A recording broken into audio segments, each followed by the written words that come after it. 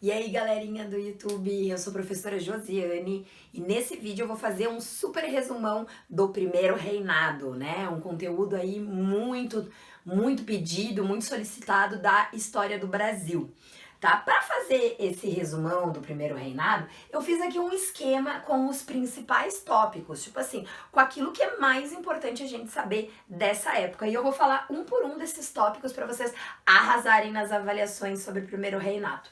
Bom, primeira coisa, tá? Quando a gente fala em primeiro reinado, a gente tá falando do governo do Dom Pedro I, que foi o primeiro rei do Brasil. Sim, meus queridos, quando o Brasil, logo depois da independência, se torna um país independente, ou seja, não mais pertencente a Portugal, nós nos tornamos, né, num primeiro momento, não uma república com presidente. Então, logo que o Brasil vira um país e se separa de Portugal, a gente vira uma monarquia. Ou melhor, a gente era chamado de Império do Brasil. Como a gente era uma monarquia e não uma república, nós tínhamos um rei, né? Ou como se costumava chamar, um imperador, que foi o Dom Pedro I. Ironicamente, tá? A gente ficou livres de Portugal, mas o nosso primeiro governante foi um português, né? Coisas do Brasil. Bom, o que a gente tem que saber dessa época pra gente não perder tempo e, né, avançar? Bom, o Brasil, tá? Logo que fica independente, ele ridiculamente, tá? Tem que pagar uma indenização para Portugal. Aí vocês devem estar pensando, como assim? A gente ficou independente, né? Se revoltou, se separou e ainda tem que pagar uma indenização para Portugal? Sim, foi isso que aconteceu. Para quem não lembra do processo ali de independência, clica no link que vai aparecer aí, que vai dar lá no meu vídeo do processo de independência do Brasil, tá? Daí vocês podem revisar lá o que foi a independência. Mas, meus queridos, tá? A independência do Brasil, ela não veio de graça. O Brasil, tá, para poder se livrar de Portugal e Portugal reconhecer o Brasil como um país e largar do nosso pé, teve que pagar uma indenização. Só que como o Brasil era um país novo e não tinha dinheiro em caixa, o Brasil teve que pedir emprestado esse dinheiro. E pediu, adivinha para quem? Para a Inglaterra, né? Que foi antigamente uma parceira comercial de Portugal, agora do Brasil, né? A Inglaterra estava sempre ali presente para ganhar alguma vantagem, né? Então, por que a Inglaterra emprestou dinheiro para nós? A Inglaterra era muito esperta, tá? Ela não emprestou de graça. Primeiro, ela cobrou um juro enorme, né? Aí que começa a nossa dívida externa. Então a gente vai pagar um juro para a Inglaterra. Além disso, a Inglaterra fez algumas exigências, tá? Duas são mais importantes para a gente lembrar. A primeira é que a Inglaterra queria acabar com o tráfico negreiro, lembra? Os navios negreiros saíam da África, vinham, desembarcavam com os escravos aqui no Brasil. A Inglaterra não queria mais que saíssem navios negreiros da África. Depois, em outros vídeos, a gente vai entender. A Inglaterra não era tão boazinha assim com os africanos, tá? Tem interesses comerciais por trás disso. Não é bondade da Inglaterra que ela lutava contra o tráfico negreiro. Pois muito bem, o Brasil aceitou a proposta e se comprometeu de criar uma lei aqui dentro do país proibindo o tráfico negreiro. Aí o Brasil fez essa lei, mas na prática essa lei não funcionou, tá? Porque igual os navios continuavam chegando aqui e a escravidão continuou acontecendo aqui dentro do Brasil por muito tempo ainda. Então a gente costuma dizer que essa primeira lei antitráfico negreiro aqui no Brasil era a lei para inglês ver, porque na real ela não funcionou. Então, isso é um ponto importante para a gente pensar no que a Inglaterra estava saindo ganhando, né, em nos emprestar o dinheiro.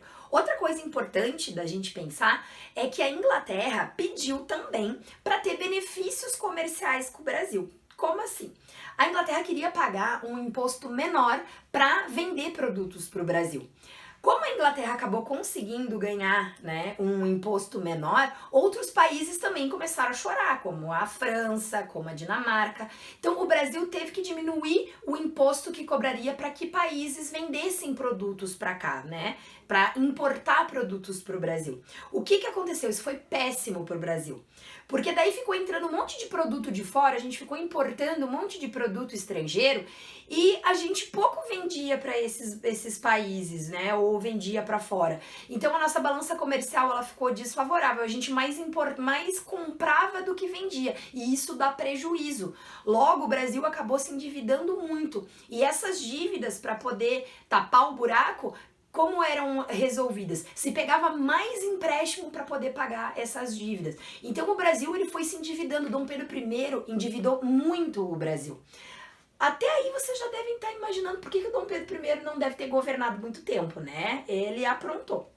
Isso foi uma, guardem isso, ó, ele endividou o Brasil. Outra coisa, tá, que não vai ser legal para a imagem do Dom Pedro I é o fato de que a nossa primeira Constituição, porque sim, um país, né, todos os países eles têm uma Constituição, que é o principal conjunto de leis, né, artigo 1º, artigo 2º, né, a Constituição é o principal código de leis. Então, todo país, né, como o Brasil era um país novo, ele tinha que fazer a sua primeira Constituição. Gente, deu uma confusão danada essa primeira Constituição. Porque foi assim, ó, Dom Pedro I chamou os políticos da época, né, que eram as pessoas mais ricas do Brasil, só podia ser político quem fosse rico, pobre era excluído da política tanto para votar quanto para ser votado, então não podia ser candidato nem votar se fosse pobre. Então, ele chamou vários políticos e pediu para eles criarem uma proposta de Constituição com os artigos e apresentar para ele. Pois muito bem, fizeram isso, apresentaram uma proposta para ele, ele chegou, pegou a proposta e não gostei.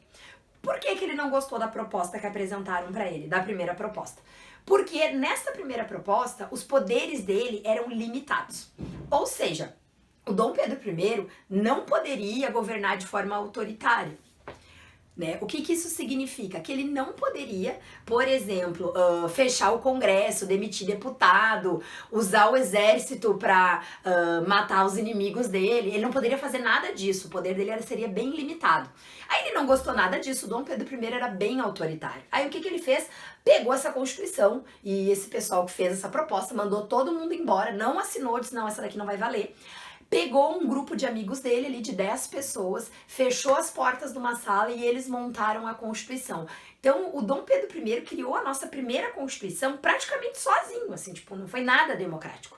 Nessa primeira Constituição, tá, ele criou, o que ele fez nessa primeira Constituição? Ele criou um quarto poder. Vocês devem saber que todos os governos, né, eles têm os 3 poderes lá, o executivo, o legislativo e o judiciário. Aí o Dom Pedro I criou um quarto poder, que era o poder moderador. O que era esse poder moderador? Era um poder exclusivo dele, que significava que ele podia passar por cima de qualquer lei que tivesse no país, por cima de qualquer outro poder.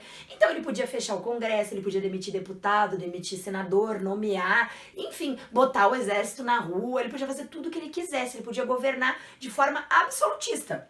Vocês imaginem que uma galera não gostou nada disso. E aí vai pro nosso próximo tópico, né? Que são os principais conflitos dessa época, que foram a Confederação do Equador e a Guerra da Cisplatina.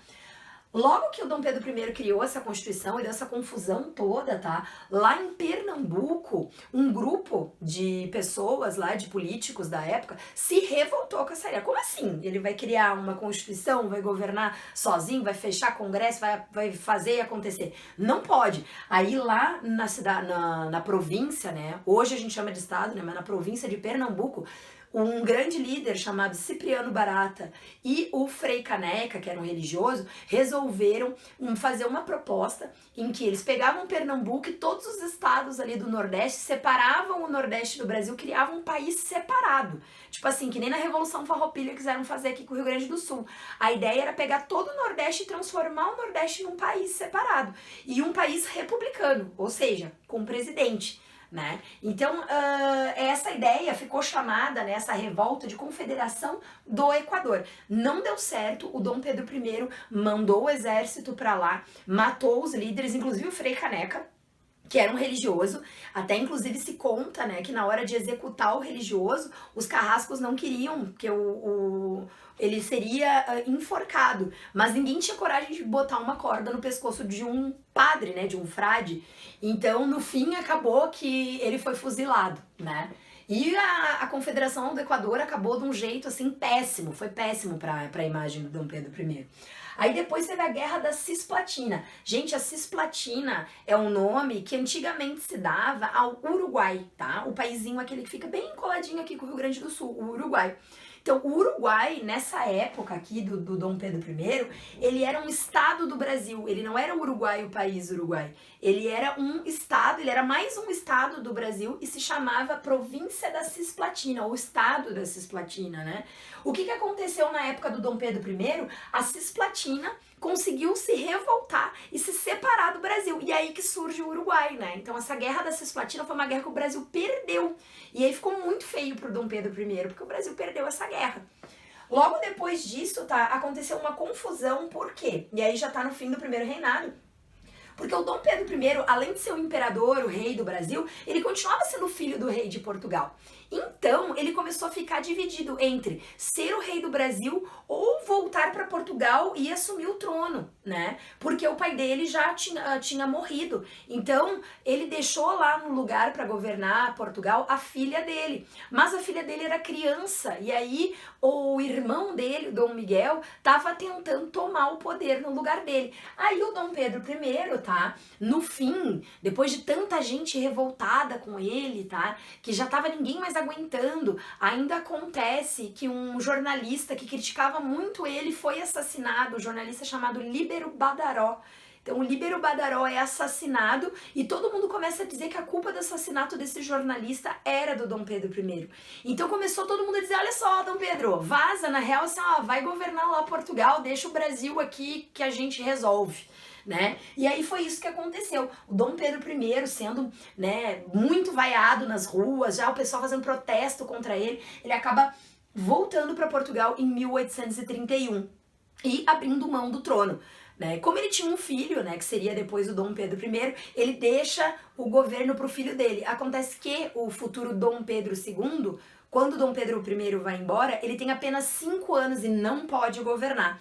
Como Dom Pedro I, o segundo não podia governar ainda, quem passou a governar o Brasil depois que o Dom Pedro I foi embora foram os regentes. Então, depois do primeiro reinado, começa o período que a gente chama de período regencial, que daí é assunto para outro vídeo e a gente pode falar em outro momento. E, a princípio, é isso aí. E termina o primeiro reinado, tragicamente, com Dom Pedro I indo embora, corrido daqui, né?